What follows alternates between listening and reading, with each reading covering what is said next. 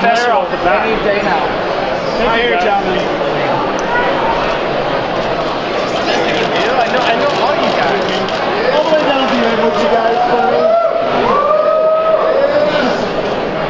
One last time. One last time. Here we go, guys. Over here, guys. All right, thank you guys. Everyone right here for one last. We're breaking. Thank you, guys. Is there ever any question this would be in San Francisco? We didn't see many premieres here. I think Moneyball was the last one in the Bay Area. Probably. That's right. Neil. Yeah. Moneyball. It was in Oakland. All right. That was, I think, Oakland's first ever. You know what? Of course we represent San Francisco all over the world. We fly the flag for San Francisco all over the world. 75% of the T-shirts and the merchandise we sell says Metallica San Francisco on it. So we're fiercely proud of our backyard. Yeah, what are the Obviously, high bars? we have this premiere no other place in San Francisco. What about the set? I've been going to Metallica concerts since the 80s, and I haven't seen a set like that. Even the Death Magnetic tour didn't have all that. I mean, how much went into that? Was there a lot of practice and testing?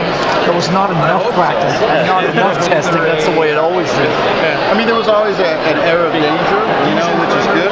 Or that we were able to navigate the stage just well enough to not totally injure ourselves.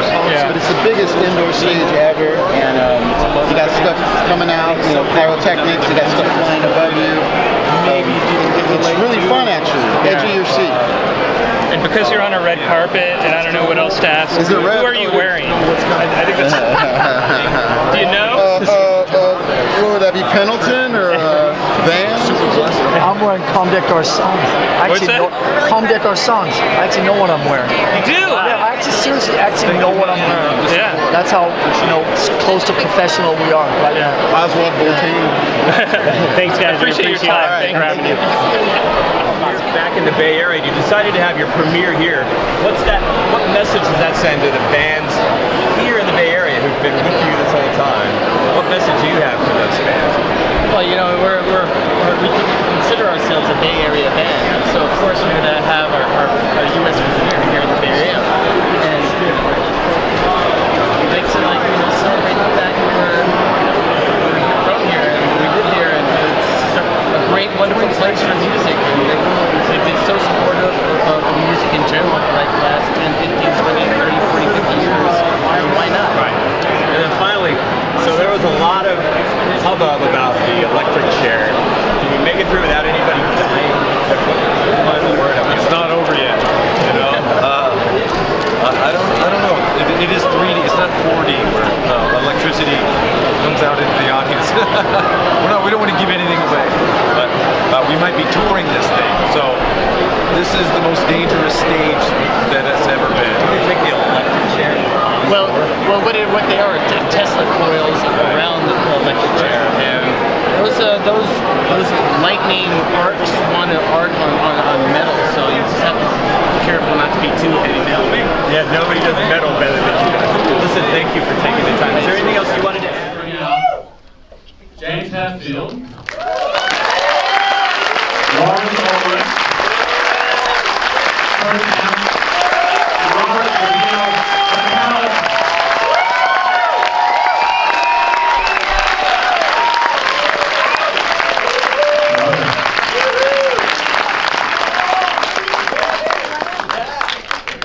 Metallica. Where are all the rest of the rows? This is a heavy metal movie. The mosh pit! Right there. That's the stake that they just didn't set it up. Hello, everyone.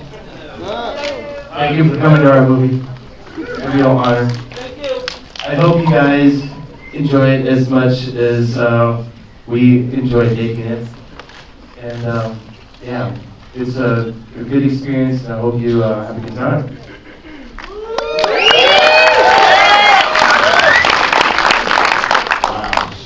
It's sold out, right? I mean, honestly, yeah. No, I mean, it's funny because when I first joined Metallica, my first gig was at San Quentin State Penitentiary. I guess this is an extension of that, right? So, here we go, another wild ride. A week ago, we started up in Toronto, had the world premiere up there. Then we had another premiere in Germany and Berlin 3 days ago. We were in Russia 2 days ago. And now we're fucking home, thank God. Our heart is cool. So, 30 years ago, James and I moved the band up here to San Francisco from LA, and we've traveled all over the world. I've been proud to call San Francisco our home and represent San Francisco on every T-shirt and patch and leather jacket, whatever else. So to be here at home in our backyard, have all our families and all our familiar faces and friends, it's so cool.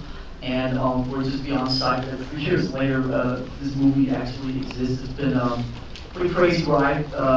Very cool. A couple times a little overwhelming, sometimes bewildering, but we're here. We have a movie. See, Nimrod is still smiling. Look, Darla is smiling. Look, Dane is smiling. James is smiling. Look, everybody's smiling. It's so fucking cool. Look at this. So, thanks for coming out and sharing this evening with us. We're so proud. We'll see you around the corner for a beverage in 2 hours. All right. Then. Yeah, be careful with the mosh pit here, don't get too injured. It is. We're stepping up. We're getting old. Got carpet in the mosh pit now. All right. But, this is kind of no surprise. Lars and I were sitting in the garage in 1981 thinking one day, 3D movie, IMAX, hometown, so it's happened. Check that one off. Next. No, I'm extremely grateful to be standing here and hanging out with these guys of 32 years, standing in front of a screen where this movie's going to be showing our life, really. For 32 years we've been on the road doing cool stuff, and this is kind of a culmination of all of the tours put into one, along with an amazing storyline. We're super grateful to have this opportunity to make this movie. Financially, connection-wise, it couldn't have happened without very cool people in the industry like these, and our management and all the other people along on the ride. We've met a lot of very cool people, so we're very grateful, and let's keep going.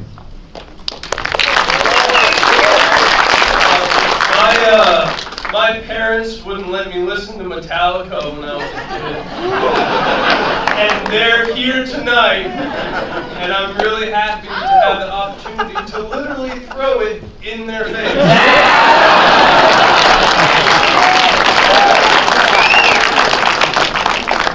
Well, I will say that Q Prime originally invited me on this journey, and it's really 2 years ago today. I was at Yankee Stadium at my first Metallica concert, and a year ago today we were filming, and now we're here, and I feel like it's been an amazing passion project. These guys are incredible performers and incredible people, and I feel really honored to be part of your journey. Thank you.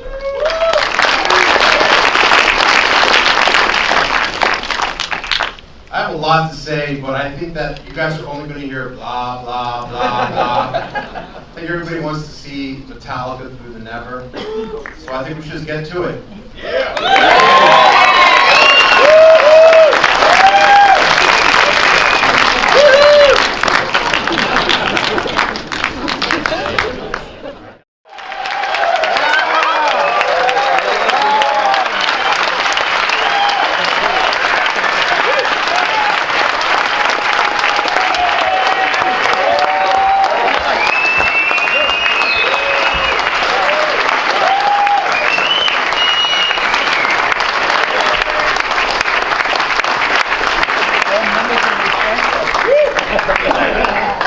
So we will have more mics by the end of the show. But for right now, would you like to say a few words, James? Yeah, sure, absolutely.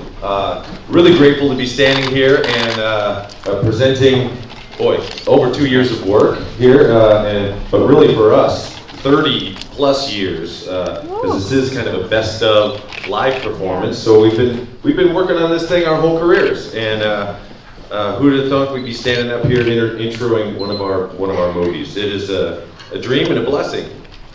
Here's Lars.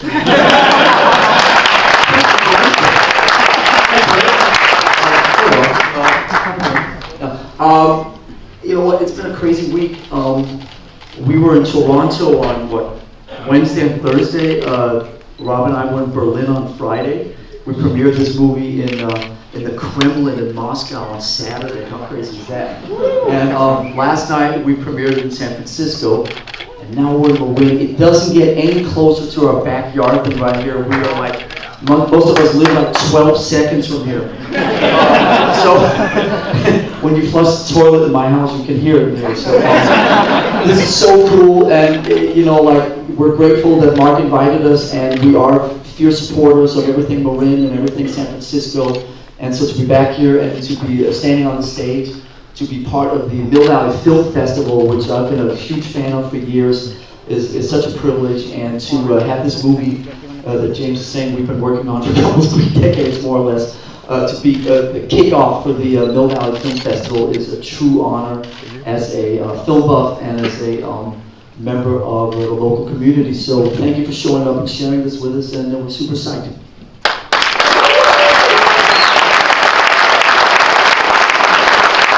Thank you all for coming. I want to thank Mark for having us. It's a great honor to be here tonight. And thank you for being here tonight. I hope you guys enjoy this movie as much as much as we enjoyed making it. And yeah, it's a great ride. Cheers.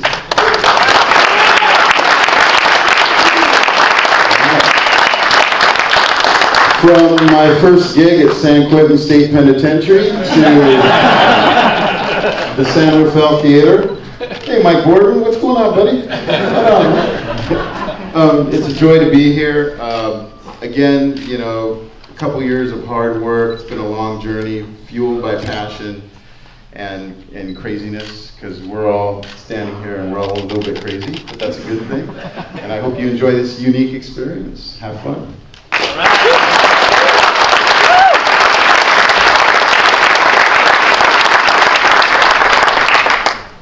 I think you should all stay standing through the entire movie.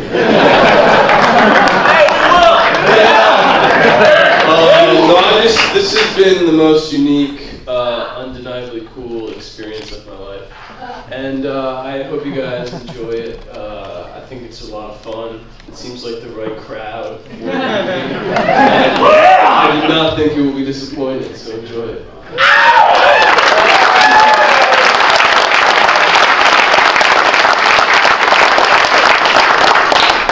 I know that you guys really want to get to this film, so I'll just keep it short. As it was an honor to work with some immensely talented gentlemen over the past few years.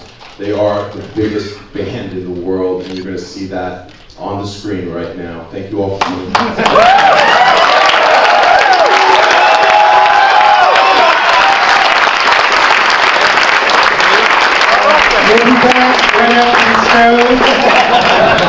And I want to thank Bob and Jeannie Birdie for the picture.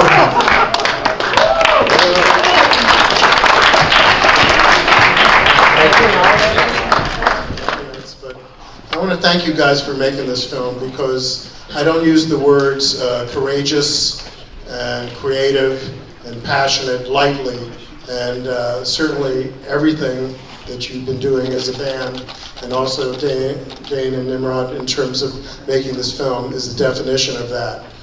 Risk-taking, and I believe it's probably some risk-taking with your lives, and maybe we'll hear a little bit about that too. But let's start, you know, it's certainly not at the very beginning where all the influences happened with this, but in terms of the script, because most everybody on this panel has had something to do with the ideas for the story. And how did that come about? I try to visualize the process. I try to visualize physically what the script would look like. and I'm having a little problem. But because it's so complicated in terms of the music and the lyrics and the famous iconic symbols that you're using and the narrative, and when you come in and when you come out, how did this process work? Who wants to start? We started in 1981. No. Met Lars in the paper. In the bathroom. No, well, I mean, the seeds to this movie go back to 1997, actually, when we were approached by IMAX. At that time, IMAX were doing pretty much just specialty films, you know, scuba diving and mountain climbing and nature films and all that type of stuff. And they approached us to do a specialty concert film for them. At that time, they were still using analog cameras, and I mean, it was very, very complicated. So we sort of shelved the idea, but we kept it. And a couple of 4 years ago, spring of 2010, we picked it back up again and thought the idea of doing a big Metallica film for theaters, 3D, with concerts and some other elements would be an interesting creative challenge. Even though the Some Kind of Monster ride was obviously documenting a pretty difficult time in our lives, the experience of the film, especially and the way it was embraced, especially by the film community, was very positive. So we thought, you know, let's make another movie, and obviously different and so on. But the one thing that we thought that worked really well about Some Kind of Monster movie was that there was a kind of a story to it. It wasn't just about four guys in a rock and roll band. I mean, it was a story about relationships, and there was this kind of organic, dramatic arc in the movie. And so we figured if we somehow could fuse a story into a concert film, you know, something dramatic, something, you know, a narrative, that would be really cool and would be unlike anything that we'd ever seen and unlike anything anybody else had ever seen. So we started reaching out to different people, trying to find some creative partners, some writers and some directors, and that led us. Does that mean I'm over my time? Yes. So that led us to Nimrod, and basically, you know, once we sort of decided that he was courageous enough to take this journey with us, then Nimrod went away and created the character of Trip and put the whole thing into a script and came up with a whole sort of post-apocalyptic, nightmare and that whole thing. So really, I think the brunt of it, the credit should be given to Nimrod for writing it, even though all of us are credited. It's really Nimrod's, the narrative is really Nimrod's idea. Woo!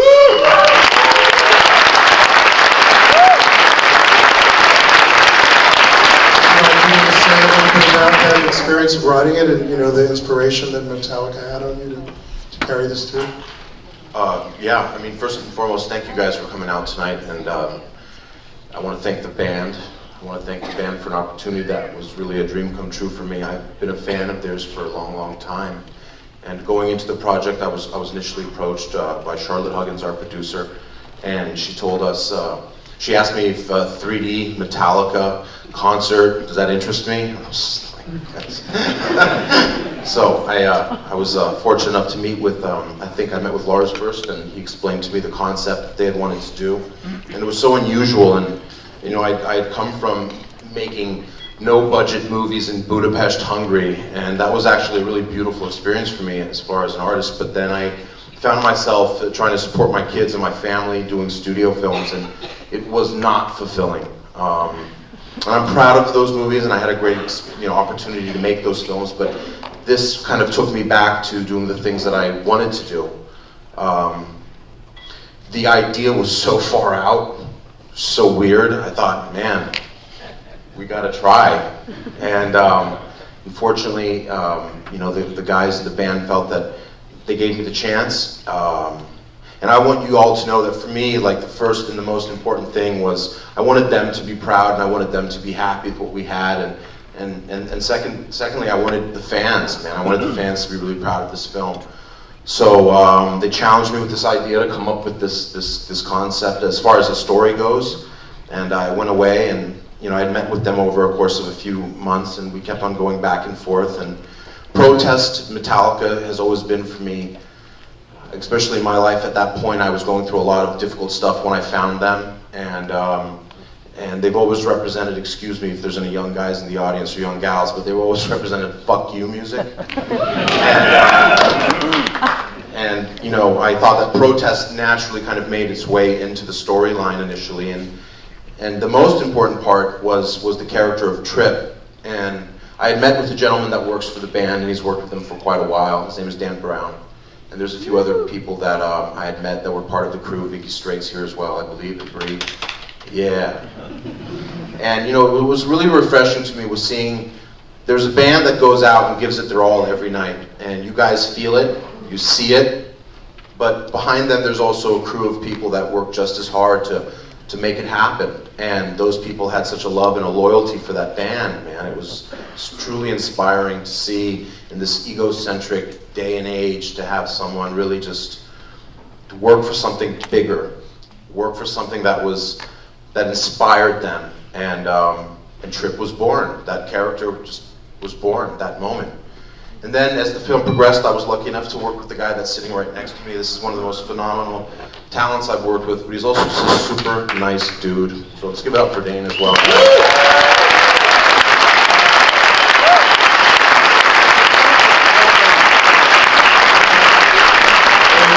Well, Dane, you get the script. It's got no dialogue for you, very little dialogue in the home movie. I think Kirk has the line. I have like 4 words or something. Yeah, that was as much as I can remember. the big monologue, and like 12 takes. and so It was 15, okay? and you see the script, and you know, what was that like? Yes, so the script was basically like a 15-page story, and obviously a lot of shit happens in the movie, so it was really hard to actually like wrap my mind around it and make sense of what exactly was going on. But it was certainly intriguing, and like obviously the idea of making this movie with Metallica and the whole concept was really kind of confusing but alluring. And then I met with Nimrod, and he kind of, you know, put it all into context and told me what it meant to him. And you know, it was really seeing the passion that he had for the project, and the fact that even though he wrote this fucking crazy story, it had a really true meaning to him, and he made it very clear to me. And then, you know, so that was pretty much it. But like on paper, the script was, you know, it was a mess. It was crazy. Hi, I'm from Gotcha Movies, Hey. locally based in Boston. I have a few questions. First off, what made you decide to go from like complete fiction to a concert movie? Well, I think that within this concept, they had the idea of adding the narrative into it, and that's actually what was intriguing and ultimately attractive to me, was the narrative portion in the film. That's such a weird thing, you know, the marriage. So they came to you about it? Well, they came to me with the concept of, hey, we have this idea of mixing a story into a concert. Here, figure it out. And you know, I went away, they challenged me to come up with some ideas, and I came back and started pitching them different ideas, and we kind of arrived at Trip and his journey. So how is this different filming than like Predators or Vacancy, or even your kind of the, what was it? Control, yeah. Control, yes. Those were, you know, classic narratives. I mean, they follow the classic genres, or in Control's case, a mix of genres. With this movie, we had no point of reference. We didn't know, like, what can you compare it to? And as a filmmaker, often you mine from existing material that you know, and we didn't have that opportunity here, so. Well, that's really, it's exciting that you got to do this at least. Oh, have you seen the finished product yet, or is this the first time? You know, I've seen it about 400 times. You've seen it about 400 times? Are you excited to see it for the 401st time? I am. I'm hoping Texas likes it as much as I do. You came and filmed Predators in Austin a little bit. Are you excited to be back here? Very, and I love the crew here in Austin. It was awesome, and I lived here for a year, and I love you guys. All right. Well, thank you very much. Thank you. It's really great. it now. You'll see what I mean. I mean, the whole point was to like bring the viewer on stage with us, you know, amidst all the sweat and volume and pure energy, you know, it's kind of swirling all around us, and you know, to see the interactions between us and the audience. And you know, I really think that the IMAX 3D adds a lot to snowball all the depth and hugeness of the experience, and with the narrative as well. Awesome. Thanks so much for joining me, man. I really appreciate it. I'm Mark Martinez. Nice to meet you. Have any inspiring words for aspiring bassists out there? Because I mean, as far as bassists go, you're pretty at the top of the game right now. I mean, you know, as a bass player, I really suggest that you listen to all styles of music. Don't limit yourself just to heavy metal, or you know, listen to punk rock, listen to metal, but also embrace, you know, rhythm and blues or funk music. I mean, I grew up listening to James Brown. You know, my mom was dancing in the living room in her hot pants and her elevator shoes back in the 70s, and I was right there with her, you know. And you know, that transition into Led Zeppelin and of course Black Sabbath. Geezer Butler is one of my heroes. I just saw him play 2 weeks ago. I took my 9-year-old son and my 7-year-old daughter, and they had a blast. You sound like the best dad ever. Oh, well, I think they enjoyed it as much as me, and we were in the audience. We weren't like hiding from the audience. I took them out into the, you know, into the, you know, the energy of it all. Awesome. Yeah. Awesome. Well, I don't want to take up too much of your time. Thank you so Thank much. you. All right. Appreciate it. Cool. Hey, how you doing? How's the fantastic fest treating you?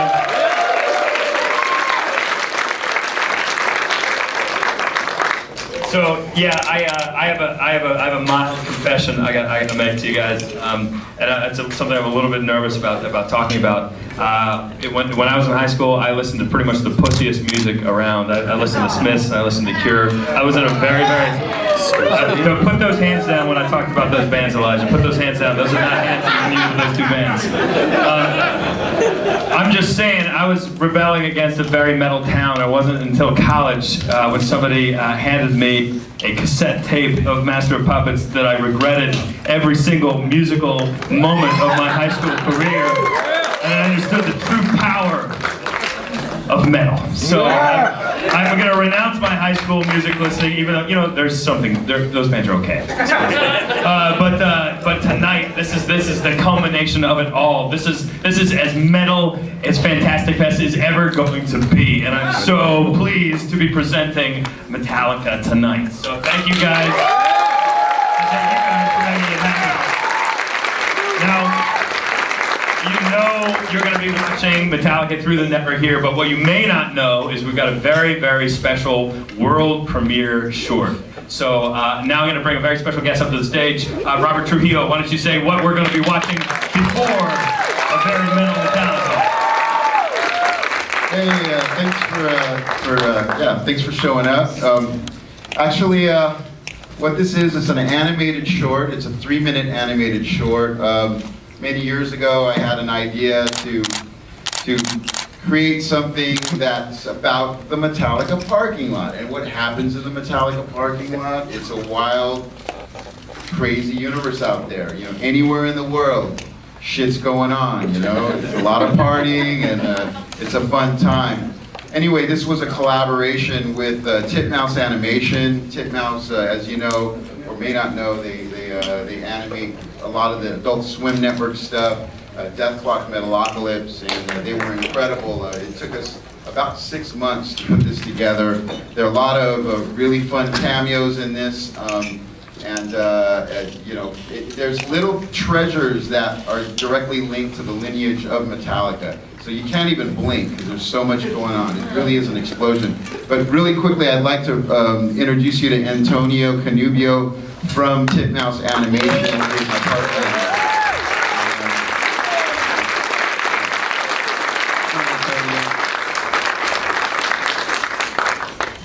Hey guys, so yeah, Robert came to us and was like, I've got this idea, I came up with this script, and it's gonna be an explosion, and while we were making it, we couldn't blink either, because it's going so fast, and he wanted to represent every parking lot around the world, so we had to bring all these styles together and just bring all that craziness to life. So we brought in all these illustrators, all these people that we love and that Robert loves, and James.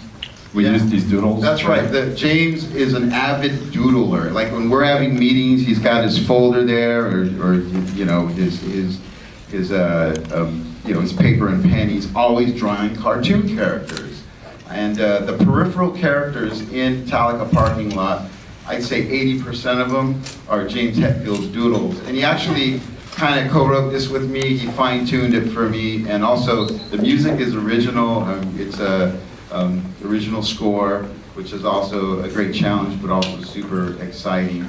And the other thing I got to say is it all came to me in a dream. I woke up at 5 in the morning, and there was Metallica parking lot, the storyline, and the thread. So the other thing, Mike Judge, important partner. Robert Valley that worked on the gorilla stuff. There's, I mean, you name it. There's Pusshead as well. Pusshead, There's Dirty Donnie. Juno did a lot of designs. Juno is one of the Black characters. Dynamite. Yeah. So yeah. Anyway, enjoy Metallica parking lot. Have fun with it, and do not blink because you will miss something most definitely. And Yeah. So put your 3D glasses on. It's not all in 3D, but enough of the short is in 3D. So do that. We're gonna watch the short, and we'll come back up and talk about the feature in just a moment.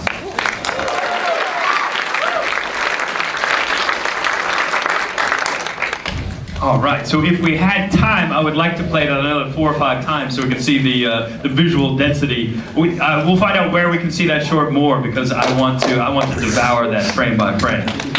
So now we're on to the feature presentation, and I gotta say, when I first found out that there was going to be a Metallica 3D movie this year, I just automatically assumed it was going to be your standard, typical concert film, which would be amazing. Don't get me wrong, that would be amazing. But then I found out that there was a certain gentleman attached, Nimrod Antal, and said, this is not going to be what I thought it was going to be. There's going to be something more, there's going to be layers, and it's going to be awesome. So I'd like to bring Nimrod down to the stage. Tell us a little bit about what we have in store this evening.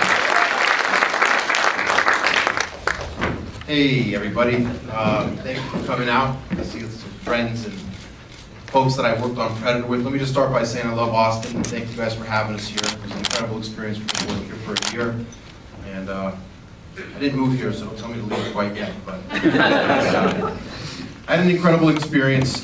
Someone approached me at one point and said, hey, does a Metallica concert film interest you? And of course I said yes, and then they said, it's going to be shot in 3D. I've never done that. Is that a problem? I said, maybe for you guys, not for me. And then they said, there's going to be a narrative that they want to put into it. I just thought that was so fucking weird. And it was so unlike anything I'd ever heard of or seen, and I jumped at an opportunity to work with these guys. Some of the most remarkable gentlemen. I mean, as performers, you guys clearly know who they are. But as human beings, they're also just really, really solid dudes. So let me just start by saying, Metallica, everybody!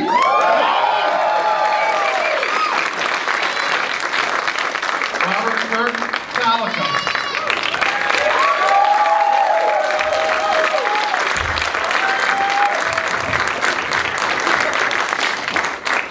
Hello, everyone. How you doing? Okay, so thank you for being here tonight. It's a real honor to be here at a fantastic festival, or Fantastic Fest. Yeah, we made a concert movie, and when the idea came up to make this movie, we thought, well, how can we make this different? How can we make this a different experience?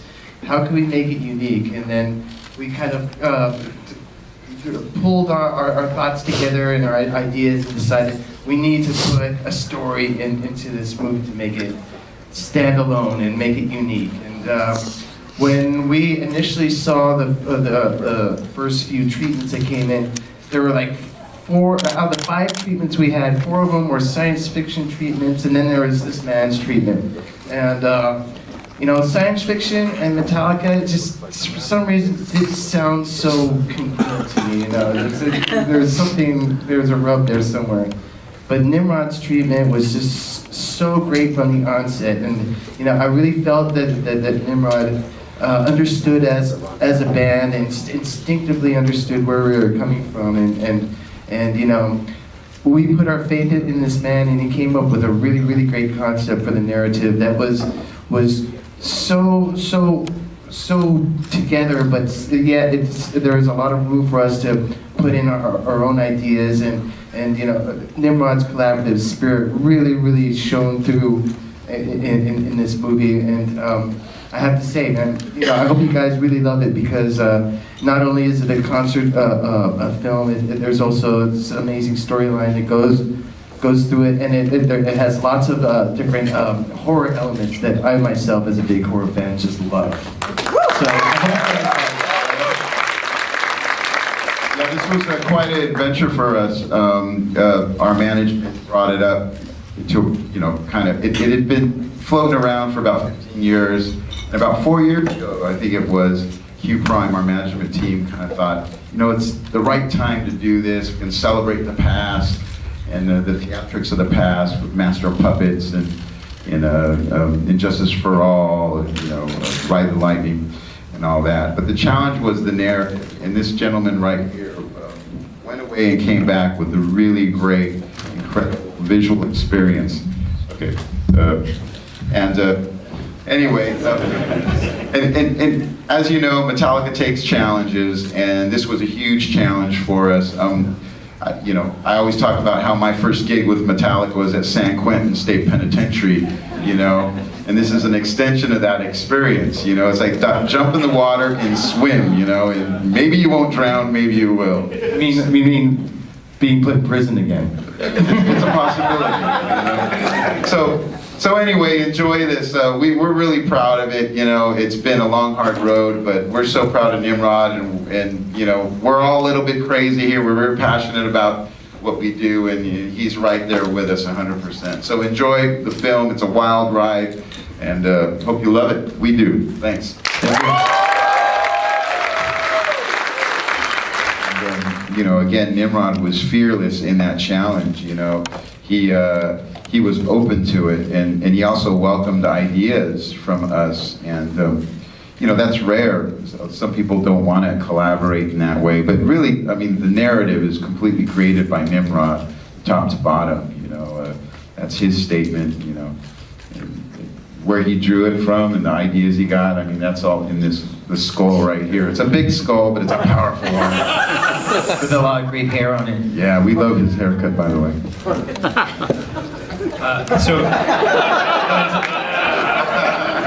It is a very nice haircut. $12 haircut. As you can tell, Kirk and I, you know, we still, we're still teenagers. Huh? I mean, where's the barber? We love surfing, by the way. I didn't know. Shoots. So, Kirk, in addition to surfing, I know that I know just from being a fan myself, and also from the graphic design on your guitars throughout this movie, that you're not just a rock and roll legend, you're a complete and utter dork. So correct. I wanted to ask you, I'm going to change it up a little bit, but I wanted to ask you, so you see before you the future of genre film fans. What are the 3 classic horror films that everybody in this room and in this building has to have seen to be a self-respecting nerd? Well, you know, I grew up on the old classic Universal movies that were made in the 20s, 30s, and 40s. I mean, I gravitated toward that stuff when I was really young, and so those movies mean a lot to me. And so I have to say, Bride of Frankenstein is one of my most favorite movies in the world. I've seen that movie at least 100 times. I can quote dialogue from it. I know every scene. And so, yeah, that I would have to say Bride of Frankenstein. To jump up to the 60s, there's a genre film called Amazing Two-Headed Transplant. Not a whole lot of people know about, but it's, for me, you know, it was so ridiculous and horrific. when I saw it when I was 12 years old or however I was like, yes, this is great because it's totally unbelievable, but totally entertaining and shocking in that someone had the fucking chutzpah to like actually make this fucking movie. And shortly after that movie was made, there was another movie that was made called The Thing with Two Heads, which was just like The Amazing Two-Headed Transplant, and I was in heaven. and so, yeah, you know, those two movies are huge in my book. And jumping to the 80s, I'm a big H.P. Lovecraft fan, so seeing Reanimator and From Beyond, those two. You know, there's a lot of like modern horror movies that I really think are great, like Cabin in the Woods, Insidious, Troll Hunter, you know, and not to mention all the great programming that's on television now. I mean, True Blood is great, Walking Dead is great, American Horror Story. I mean, you know, now it's such a great time for horror fans because there's so many great films being made by so many great directors and Nimrod himself, I mean, with Predators and our own movie. I mean, it is such a great time to be a horror fan. I'm really proud to be a part of it all, really. So that's the end of the Q&A. No, we will take that's okay. Shit, we should have saved that for the last. I hope you were writing that down. So self-respecting horror fans, not just 3, but there's 17 you have to watch. All right. I'm gonna go ahead and open it. So, without giving away any spoilers, can you say what your favorite part of the movie-making process is and what your favorite part, now that it's finished, is? Well, yeah, besides us playing on the hugest and most dangerous stage in rock and roll, and not catching on fire this time. Thank you. And not getting zapped by 10,000 volts that happens up in there. I don't want to give away a lot of this stuff, but you know, the whole stage is filled with all of the theatrical craziness that we've done over the past 30 years of our career. So it is the best of live. And my favorite part, I would say, is Trip, is the kid's name, who's the roadie in this movie. He all of a sudden finds himself in a certain situation, and when a certain song kicks off, I get goosebumps every time. So hopefully everyone else here does.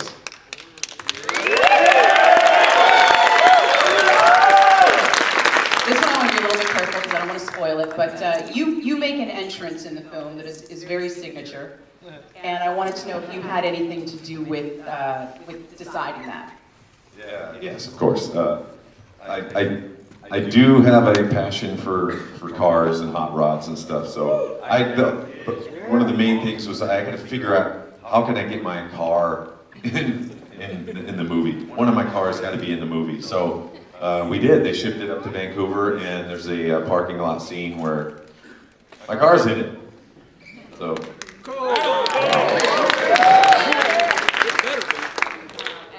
Yeah, this is a labor of love for the last 2 years, and hopefully it kicks everyone's ass in here. I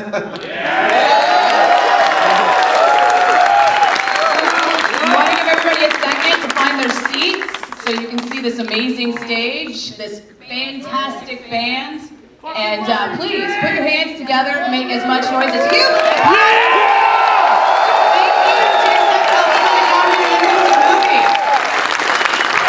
Well, hopefully you love it. The narrative is pretty crazy. He goes through some crazy stuff. It's layers. It's going with an open mind. You might not understand what the hell's going on in the story, but later on it might occur to you. So if you love it, tell your friends, and then hopefully we can spread this Metallica disease even further. Thank you.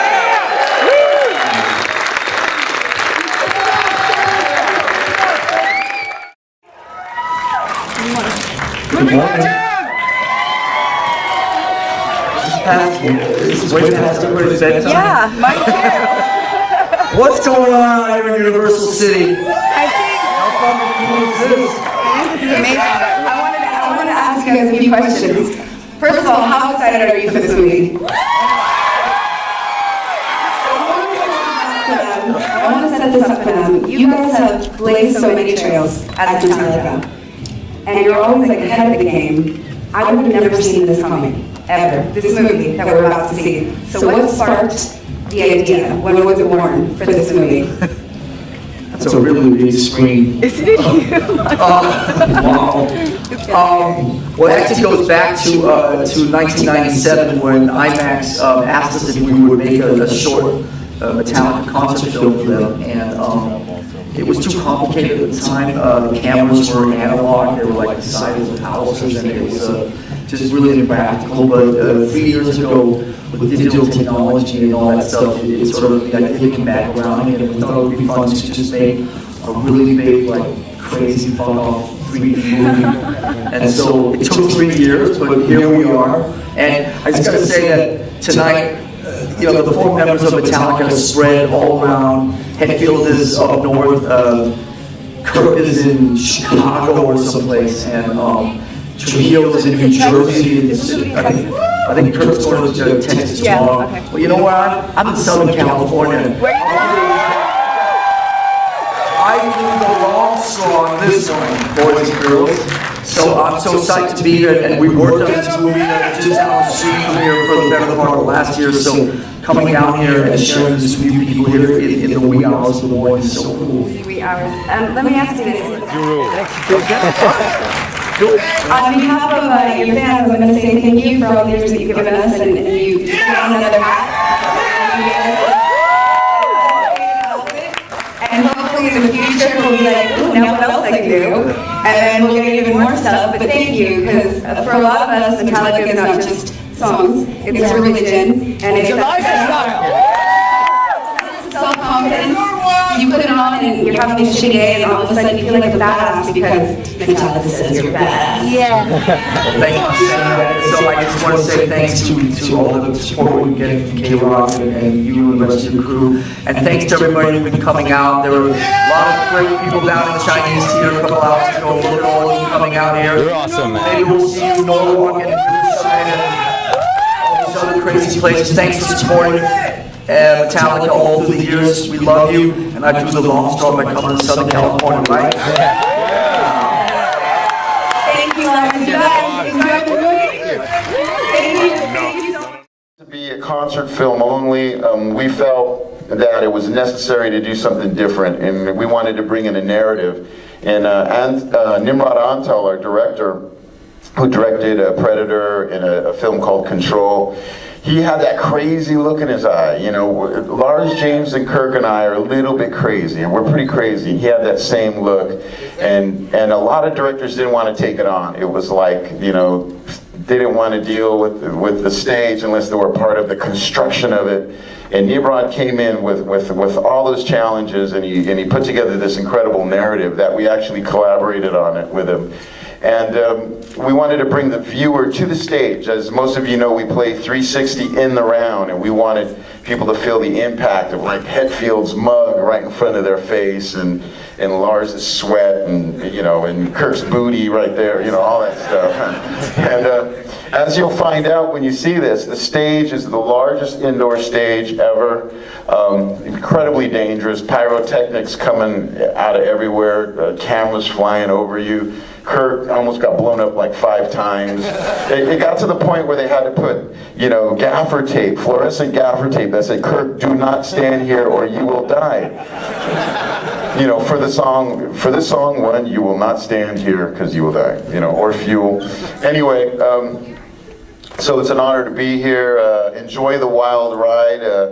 I'm sure you're gonna dig it. Thank you so much for coming out. Thank you, man. Really. Thanks, yeah. All right, yeah. Appreciate it. Hello, Jersey. You guys pumped up for the show, right? Yeah. So you've seen this movie. You've seen it before. Is there a moment on the screen that you said, "Holy crap! I can't believe I'm a part of this"? Is there like a moment that you kind of point out? Well, all I have to say is at one point the 4 huge Tesla coils come down and shoot out lightning bolts, and I have to say it was scary to film, but God damn it looks amazing on film. So yeah, that's one of my favorite parts. Very nice, very nice. And like we've all seen concert videos before. We've all seen these movies about bands are on stage. How is this one totally blowing everything else away? What's different? Well, of course, we're in 3D. But we wanted to make a concert film that was different from all the other concert films that we've seen in the past. And we wanted something that was uniquely different. And we wanted to make something very special for our fans. And so we thought that if we put a story in the movie along with the concert footage, it would make the whole movie different enough and unique enough for us to really be able to put our Metallica stamp on it, and we're really happy on how it turned out. Nimrod did an amazing job, and all I have to say is I'm fucking psyched about it. You guys are fucking psyched too. When I watch this movie, I can't, I want to just stand up and start fucking headbanging. And if you guys feel it, you guys should do that too, for sure. Yeah. Wow. You know what's really cool is that, does anybody know where Metallica was actually formed? There you go. Just down the street where the 105 freeway is now. There was a house on 13004 Curtis and King. You said that. You said that? And now it's just a freeway. Right. How sad is that? Oh, fuck. James Hetfield lived there. There should be like a plaque or some shit, right? Huh? Anyway, so it's kind of fun to be back here. It's Mustaine was down in Huntington Beach. I was at Newport Beach, and we used to drive up the 605 and get off on Imperial Highway and come in reverse. In 1981, when none of you were born. How fucking cool is that? Anyway, it's so awesome to be back. Thanks for coming out and supporting this. The boys in Metallica have spread 4 corners. Trujillo's on the East Coast, Hamilton, Texas, Hetfield's up north. But you know what? I'm in Southern California. I win, right? No fucking cooler place to be. Anyway, maybe I should pass it back to you.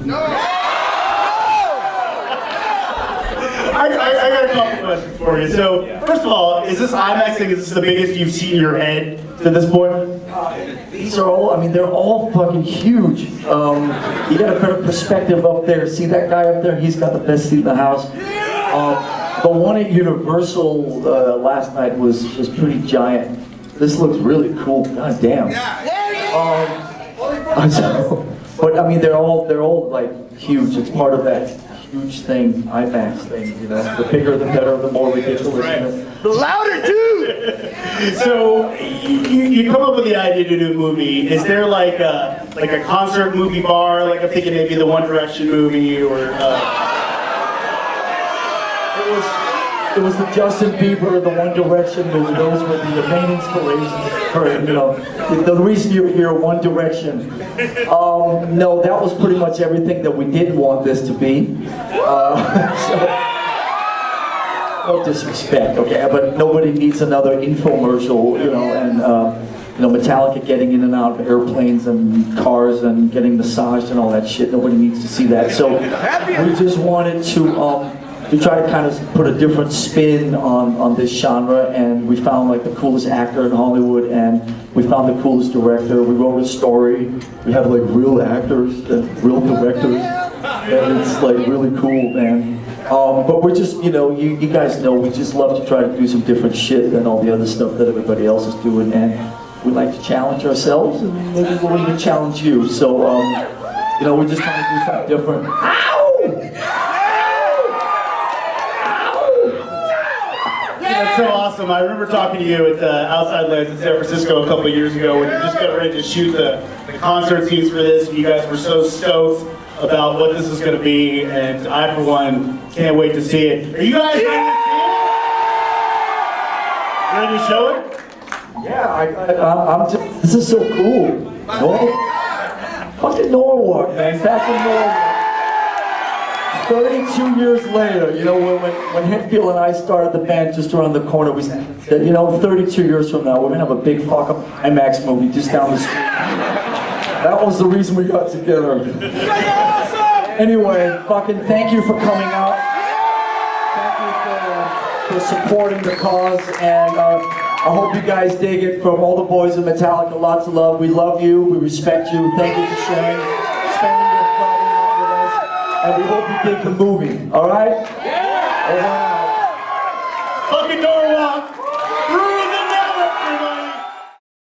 So you did 8 rehearsal shows for the crazy crowd in Mexico to get ready to actually film, and you filmed in Canada? Correct. Basically, we had a few different phases of rehearsals. We rehearsed on Treasure Island, which is in San Francisco. We were there for a week. Then the stage went away and they went and retweaked things. The Lady Justice statue, we call her Doris, she had to be rebuilt a couple different times until we finally got her right. But then we rehearsed at Oracle Arena in Oakland for another week. So kind of the stage would go away for a few months and then come back. And it took about a year and a half to build that thing and get it right. But we did end up in Mexico City for 2 weeks, and it basically, our management threw us in front of 20,000 people a night. I mean, we're talking chain link fence. It was Mad Max, 100%. And that was where we kind of honed in our skills on that stage, and it was an amazing audience. That crowd was absolutely phenomenal. But by the time we got to Canada, you know, we were able to navigate just enough to be safe enough, I should say. It's never foolproof, but you know, the Canadians were great too. It all came together in the end. I just want to know, when you've already seen the movie, we haven't, but you've already seen it all the way through, right? Yes. So I think everybody, as we sit down and watch this thing, we want to know what your favorite part is, maybe what your favorite song, how it came out in the movie, or your favorite part of the plot, or you know, your favorite part to play. So tell us the parts of the movie that you like the best. Well, I don't want to give it all away. There's a cool bass moment in there that everyone seems to really love. So check that out. I think you're gonna like that. I like it when there's the one scene where Lars and Dane are walking down this hallway together, and it's so Lars because he's always got that vein kind of bulging out of his forehead, and you know, and they walk by and they kind of give each other the death stare, like they're gonna you know, start throwing some blows and stuff. And I like that. I don't know, I like the vibe of that. It was very spontaneous. You know, as far as performance stuff, One is really amazing. The song One is a really heavy moment. The sound is incredible. It's really, I think this has to be probably one of the best sounding concert films ever. There's a system called Atmos that we spent time with. It's sort of the new surround sound, and yeah. So our engineer Greg Fiddleman has done like multiple mixes for depending on the type of sound system that they have throughout, you know, the world, the universe, and so I'm sure it's going to sound great today. Yeah. All right, one final thing. I want you to tell me, your wife was at the premiere in LA last night where Lars was. And this afternoon we were talking about it, and she was in the movie watching it. Right. And during the movie, she sent you a text message because she looked up there and said that you looked like what? And I think these guys are going to think, are you going to show us the text message? I'll show you the text here. Let's see. Yeah, dude. I'm trying. Party over here. Okay. What is that? So all it says is Glenn Danzig. So, during the song Memory Remains, we're all up there kind of at the end of the song, everybody's singing, we're doing this, and there's one shot of me and she goes, oh, well, she's from France. She's like, ouais, Robert, you look like Glenn Danzig.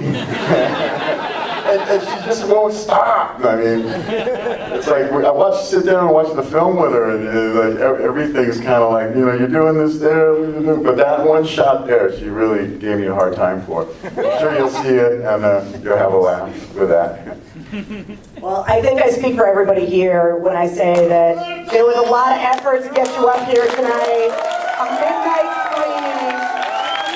So thank you so much for coming to Boston to let us experience you Never for the first time. Guys, a round of applause for Robert Trujillo. I will give you the microphone and let you introduce the movie. One thing that we all gotta pay tribute to is in honor of our brother Cliff Burton. Who passed away. Yeah, and you know, I honestly believe that Cliff would love this film, and if you stay for the very end, there is a really special moment with the band, and you know, and you'll see what I'm talking about. But anyway, we got to remember Cliff. He's here in spirit. He would want to see all of you, and you know, the love for him is stronger than ever. So enjoy the film. It's a wild ride. It kicks ass. I'm sure you won't be disappointed, and get ready to have a great time. Cool. All right, thanks a lot. Yeah! Are you that old? No. All right, so like during a concert movie, do you find yourself playing differently or trying to act in a different way towards the cameras, or is that how you always put on an awesome show? Might I add, it's awesome. Well, you know, my own personal thing is every time I walk out on stage, I give it 110%. Yeah! For this situation where we recorded this movie in Edmonton and Vancouver, we walked out there with that similar attitude. The only thing is there's these big cameras just right next to us, and for us, everything we do, we record on film, whether it's recording an album, going on tour, playing shows, writing, you know, doing press or whatever, there's always cameras around us. So we're just really accustomed to having cameras just shoved in our faces. And when we were filming this movie, we decided between the four of us that we were going to play to the cameras as much as possible because we were doing the shows for the movie, and so for the best cinematic effect, we had to like really mug for the cameras and get in the cameras' lenses, which is something we don't normally do, but we did it this time because we wanted to take advantage of the full IMAX 3D effect. Right on. All right, my last question, because let's get the show on the road here. This movie's awesome. You're going to love it. Do you have a girlfriend / do you want to go out on a date with me at night? Do you have somewhere to be? Because I can get us some tickets. We can go see a movie. I know a killer movie that's about to play. Popcorn's on me, pal. Sounds good, but I have to hop on a flight to go to Dallas and introduce the movie there in Dallas. I know. Dallas? What? Well, you know, hey, you know, business. Now, Dallas is a beautiful, beautiful town too. But you know, it's a real honor to be here, and I just want to say that you know this is your opportunity to see Metallica like you've never ever experienced us before. I really feel that this movie is unique and special and different, and again, it's an honor to be able to present it to you guys. So here we go, Metallica, Through the Never. Yeah!